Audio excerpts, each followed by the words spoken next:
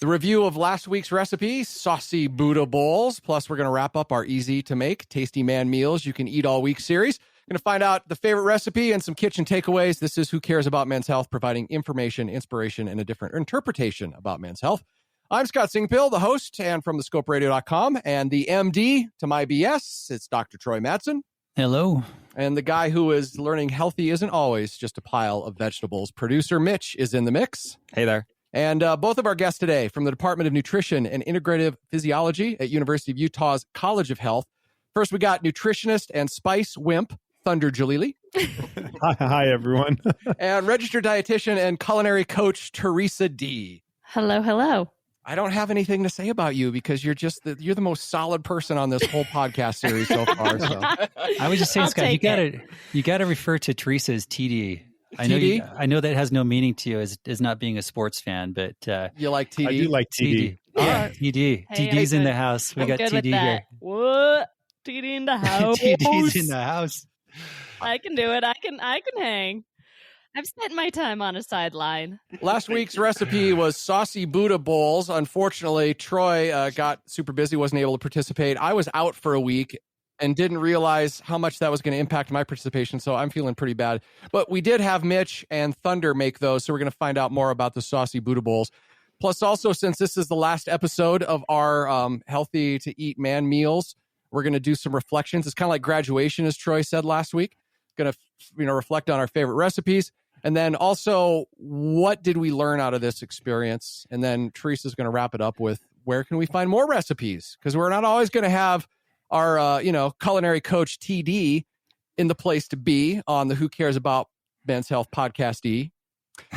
So you got to go out and do this on your own sometime. So, and I think, Scott, since it's a graduation week, we have to pick a valedictorian, and clearly it's not you or me. So it's going to be a tight competition between Mitch and Thunder. I don't know. It could be you. And I like your idea, valedictorian. We'll figure out who that valedictorian, is. Yeah. At very least, you'll get most improved, I think, but we'll find out. So yeah, I started pretty low. So the fact that I actually cooked something is, more than just adding water. Yeah, it is. I learned, that was my lesson. I learned that you don't just have to add water. Yeah. Saucy Buddha bowls. Thunder, let's start with you. Tell us about this.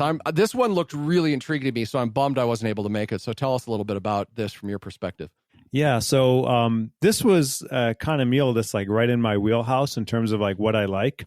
The prep took a little longer than I thought, but that was because I decided to add my crispy tofu to it again. I thought that would be a good addition, so that took more time. And then the other thing I did that was a little different, and it was kind of out of convenience, is I served it with rice instead of the quinoa. And I did it that way because my parents were coming over, and they're super old school. I think if I would have given them quinoa, they just would have rebelled. So what would a parental rebellion look like exactly? Probably like my dad's response to the salad we made last week. Not maybe flat out just refusing, but just kind of like, yeah. My logic was that my parents really like white rice, but sometimes if there's like a lot of, crazy vegetable combinations, they get a little nervous. So I was thinking if I have the white rice, that's like their zone of comfort, and they'll take whatever I put on top of it.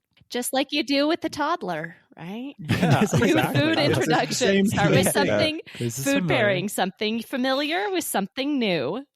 Yeah, it's full circle. So it turned out great. I thought it was delicious. My wife loved it. My sister loved it. My dad said it was pretty good, and my mom said she's really not that hungry.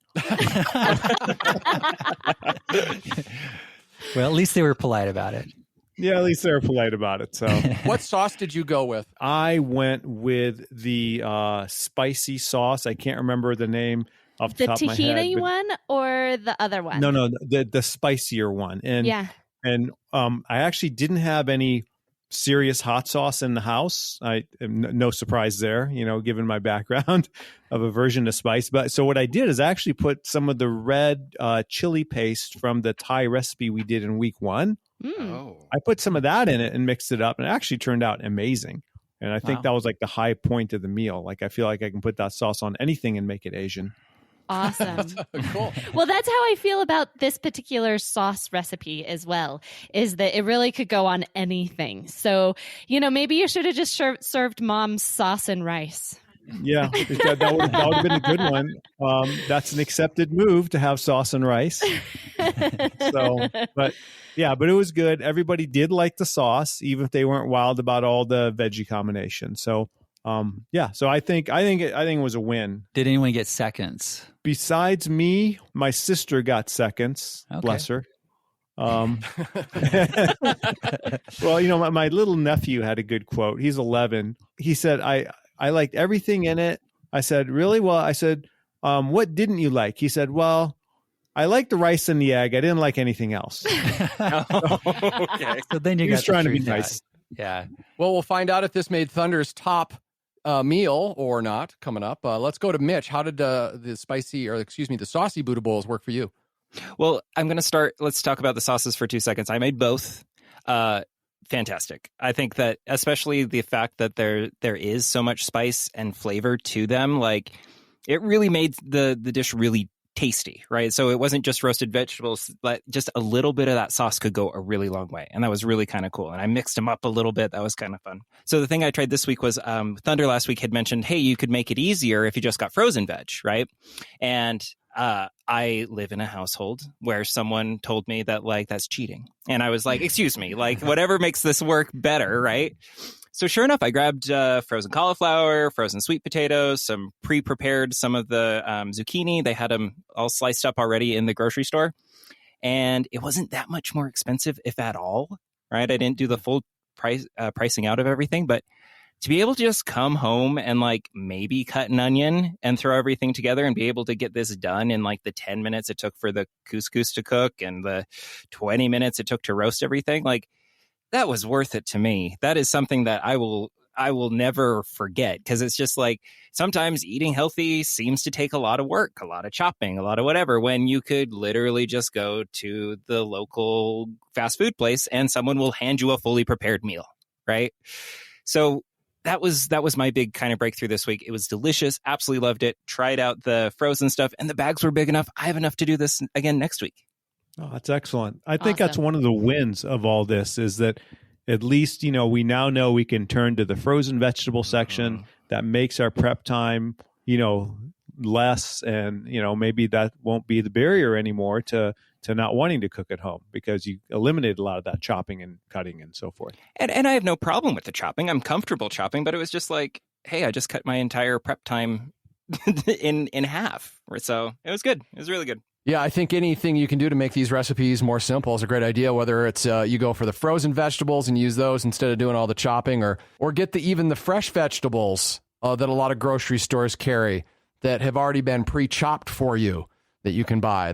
That's a great idea that you had there, Mitch, to cut your prep time. By the way, what sauce did you end up using? I did both of them. Oh, overachiever, huh? And then you mix them up a little. And so you get a little bit of the tahini, a little bit of the gochujang, and it's way good. Is that a legal move? Totally Absolutely. Okay. No flags on that plate. Yeah.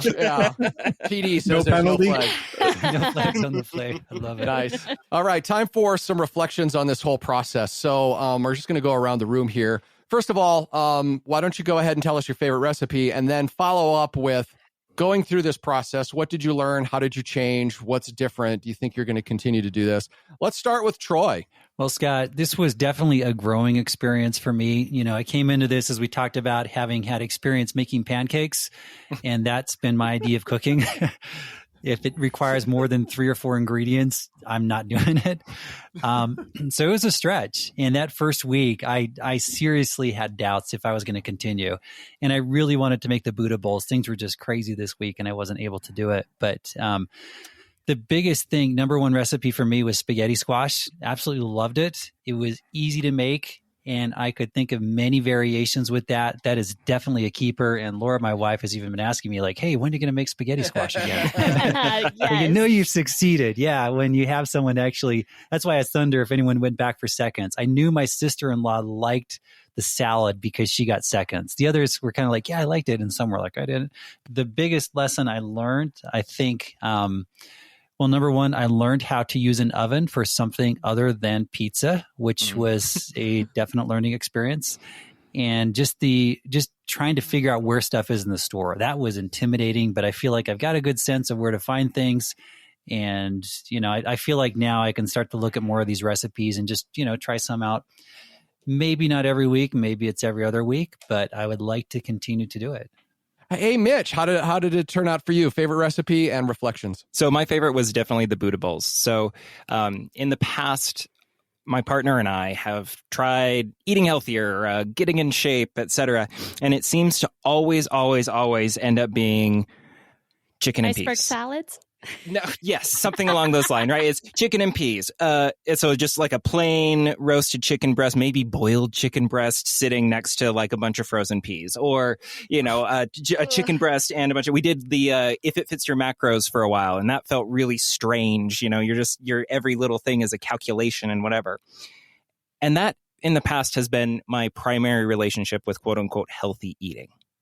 And so the thing that really was meaningful for this week and why I really, really liked this whole experience and why I really, really liked the Buddha bowls was it was meal prep that was like tasty and fun, and there were carbs in it, but it was still delicious. And the recipes were things that I enjoyed eating and things I would try again. And there was new things and it was exciting. It wasn't just the same measured caloric intake 3 times a day. And so that was the big takeaway for me, is that I feel like I have, I've cooked before, Troy, learned so much in this thing. But for me, I have some ingredients. I have some ideas. I have some, tried and true nutritious recipes that I can add into my arsenal that I really think is going to help me make healthy choices that I actually enjoy eating.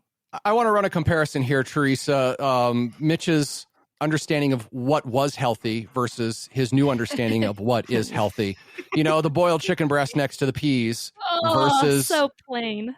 Yeah, versus some of the recipes. Sauce. Yeah, like right, as some sort of sauce, right? Once, so I mean, are these recipes just as nutritious as what Mitch? Because I mean, I could see how somebody might think, being more disciplined, boiled chicken, peas, a salad would be more nutritious than some of these great things we had.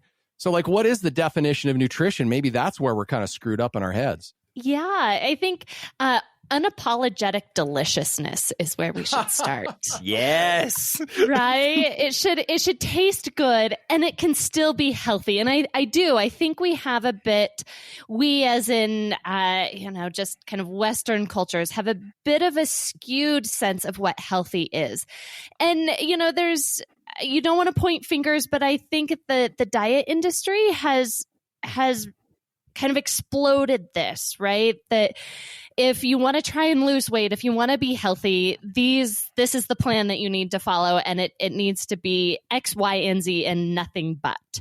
And there's so much more room for choice that it's okay. And we can, with a few skills that I think most of us have explored this week or over this month, these 4 weeks, we can take something from a very plain chicken breast, which is healthy, and peas that are healthy, and make them taste good as well, without adding a ton of calories and adding a ton of salt and sugar, which we often associate with deliciousness. And so we can have both. We can be healthy and delicious, and think about that color and combining foods and trying new recipes and going out on a limb every once in a while. I just want to say I love that unapologetically delicious, because it seems right. Because it seems like when we've done this in the past, my partner and I, like, yes, we lost some weight, but I was miserable the whole time. But when you ate something delicious, you almost felt bad about it.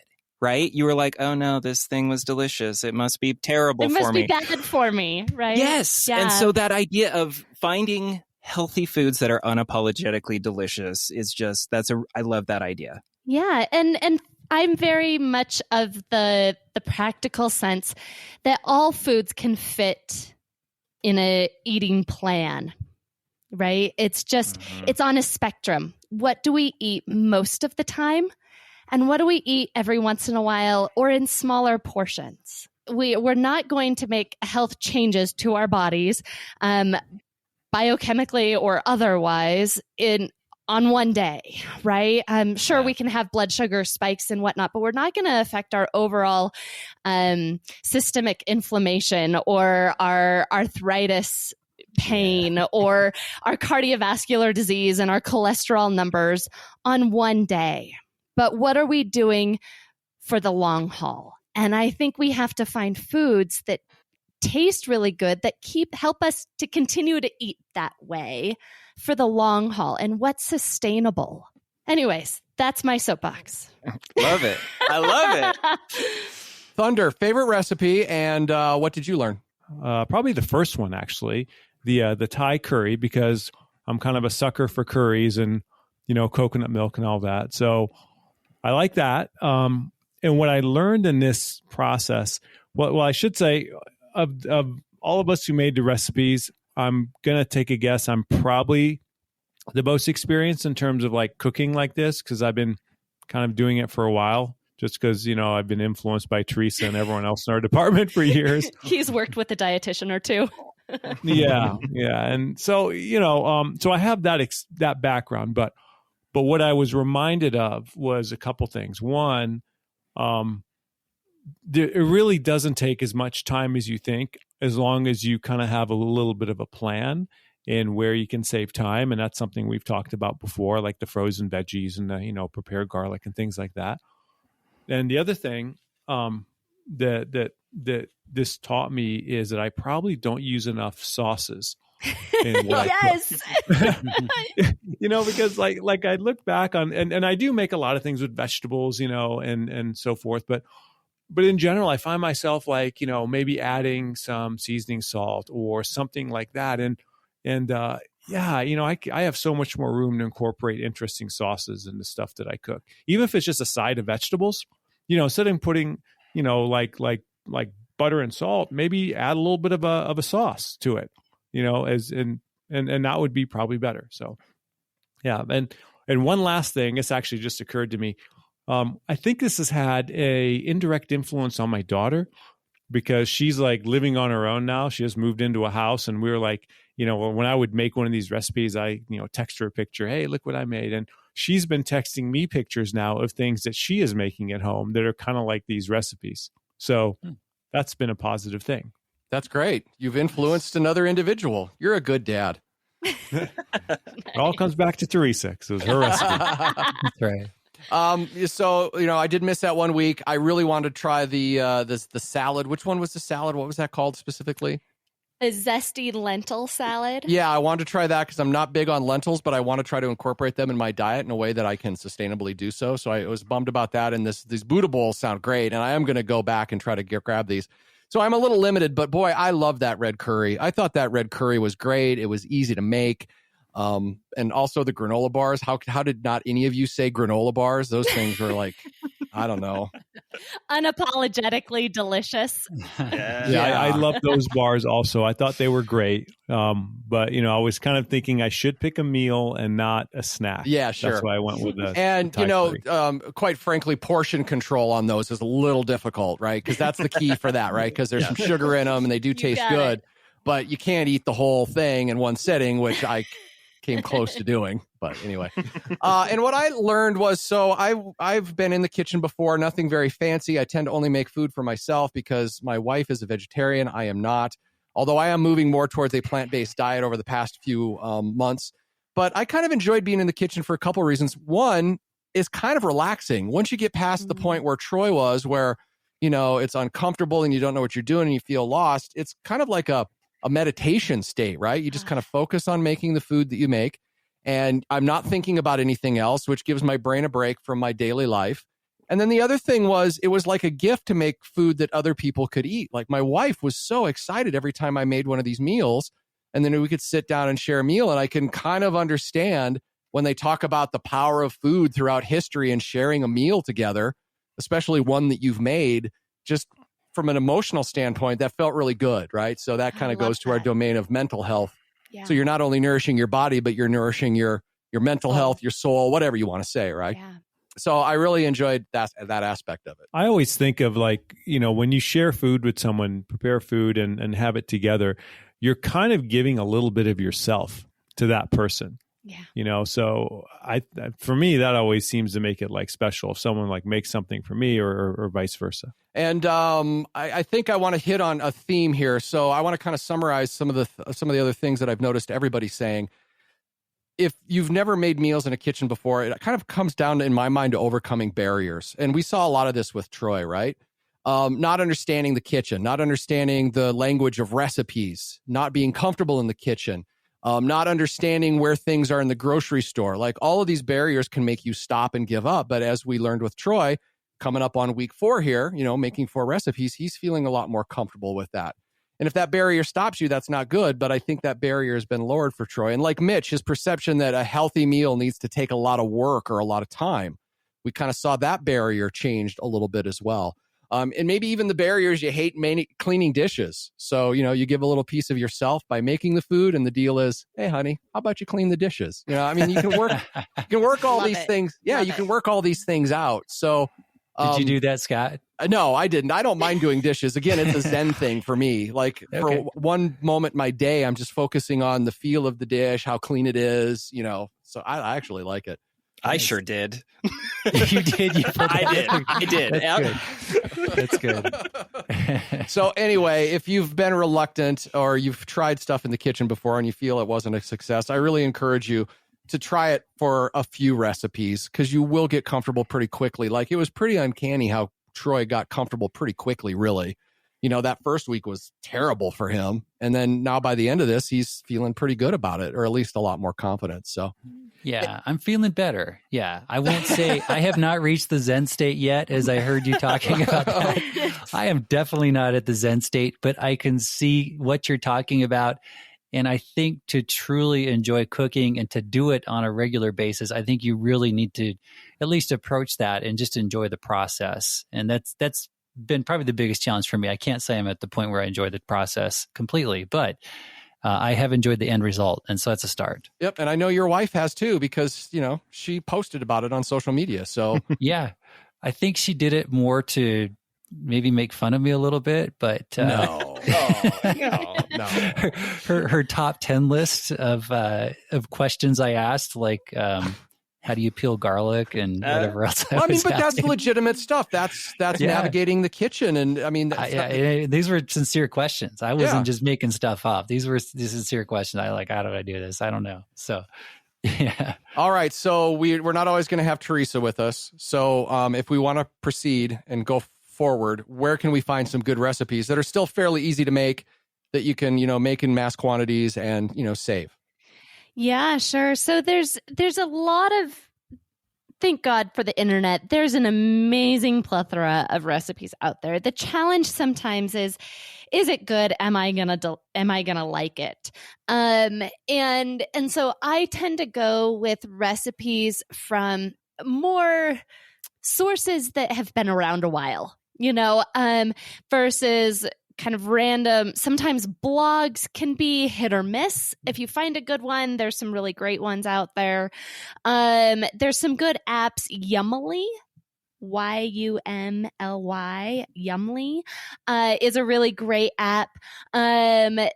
Pinterest is often seen as this like woman's thing, female app, whatever, but Pinterest is actually a really great place to go for recipes because you can type in the whatever vegetable you've got in the fridge that's starting to go bad, and you'll come up with thousands of recipes for that fruit or vegetable or food item.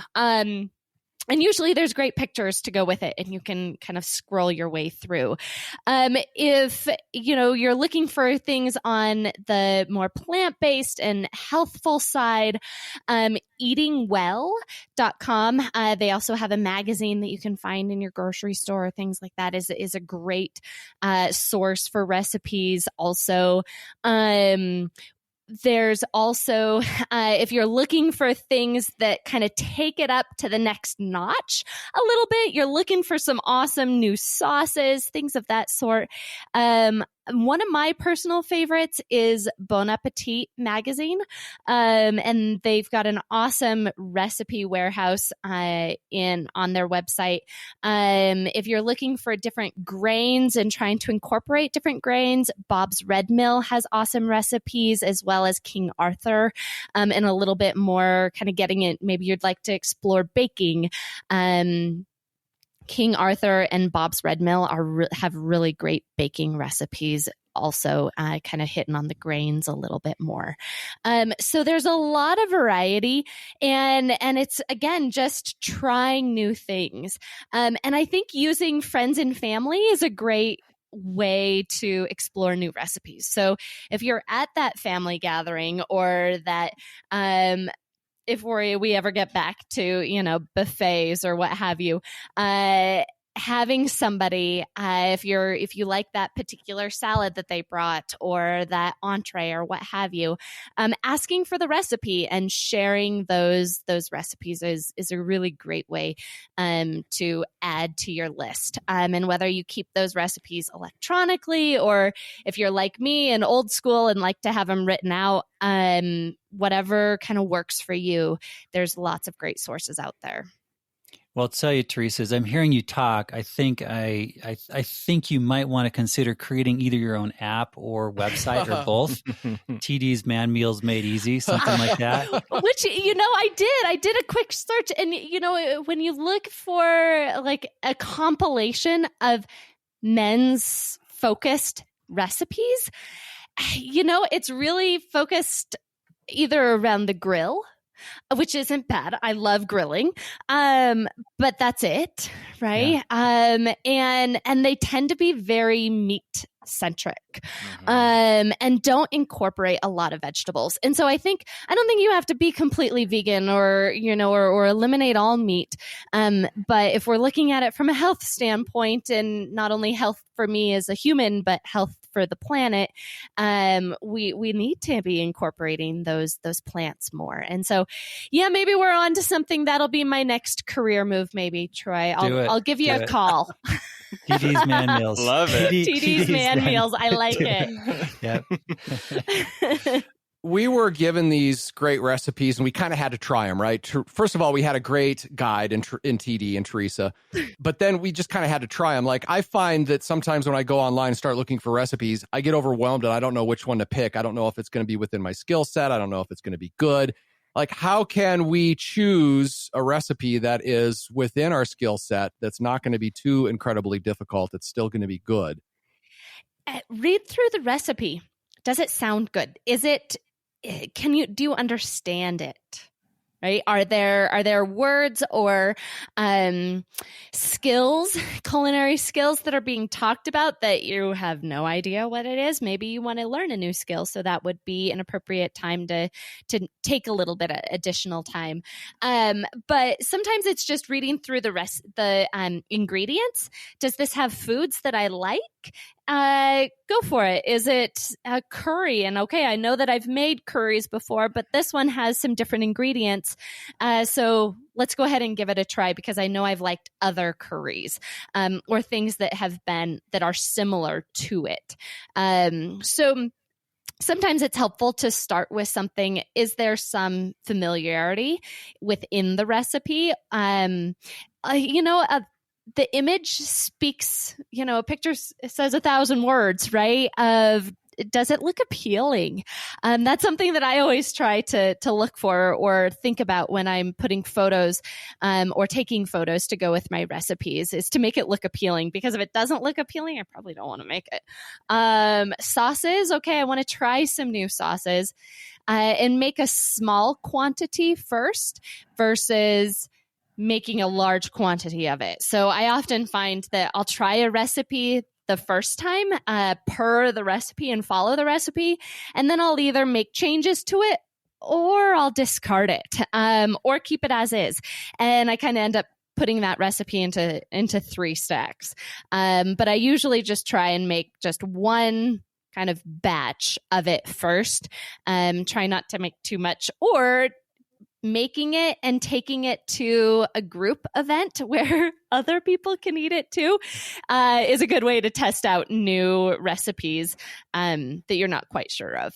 Teresa actually hit on 2 points that I think, for me, they're the main points when I look at recipes and I decide, is this something I want to make or not? And this is, I guess, from my perspective as a guy who is also, kind of, knows how to cook a little, but, not an expert. Number one, the ingredients. The ingredients look like they taste good. That's my number one thing. And my number two thing is, do I understand how to make the dish? Like, do I understand the instructions? And if those two are a go, then I try it. If one of those two are not a go, then I move on. So that's my personal way of picking things. All right. As per Troy's suggestion, Teresa, let's name a valedictorian, or as any graduation goes, sometimes they name like most improved or something like that. Do you have some awards to give out to us guys? I like it, certainly. So I think first and foremost, most improved, Troy. Yeah. Yay. We went from just adding water to the pancakes to taking food to a family event. I fed the family. See, I'm right? basically That's the guy. Huge. Yeah. So I'm the guy at graduation who started off freshman year failing out, and then I somehow got in community college. Hey, we're not knocking community college here. Hey, no offense to community college. I'm just the guy who barely got in community college. So anyway, thanks, Teresa. I do appreciate that award. Right. Yeah. I would say the next is most saucy goes to the one and only Mitch. Oh, thank you. Right. Everything tastes better with sauce on it. Sure does. Sure thing, right? And then I would say most likely to add tofu to their dish. Thunder Jalili. Thunder. Yes, thank you. Yeah, Thunder was doing stuff with his tofu I've never heard of. So I was like, I just threw mine in the dish. I don't know what you did, Thunder, but well, the closer they taste to potato chips, the more apt I am to eat them. Good call. Good call. Right. And most able to hold us all together. Oh, Scott. Yeah. Right. Scott. You are the butter to our bread.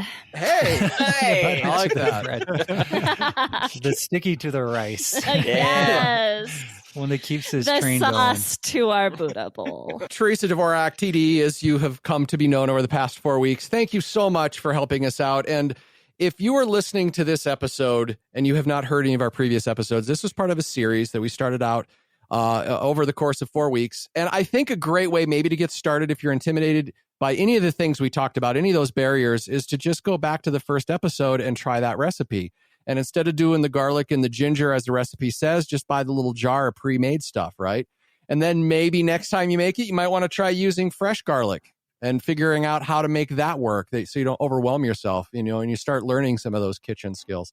And then hopefully you'll get to the point that we're at where you're starting to feel a little bit more comfortable in the kitchen and you're sharing food and you're not only nourishing yourself, but you're nourishing your soul as well. So Teresa, thank you so much. This has just been such a fun thing to do. This has been really great. I've really enjoyed it. Thanks, guys. Yep. And Thunder, thanks for being on along with us. We sure appreciate your insight and expertise, how to make this stuff easier. You're welcome. It's always a pleasure to be on with you guys. And of course, Mitch and Troy, thank you as always for being on the show. If you would like to participate in any of these recipes, even though we're done with this series, you can go to facebook.com/whocaresmenshealth. You can also find all the recipes in the show notes for this episode in the event you don't want to go back to the previous episodes and try out some of these recipes, work up your kitchen skills, work up your grocery shopping skills, and make some great meals that you're going to love eating that are nutritious. Thanks for listening, and thanks for caring about men's health.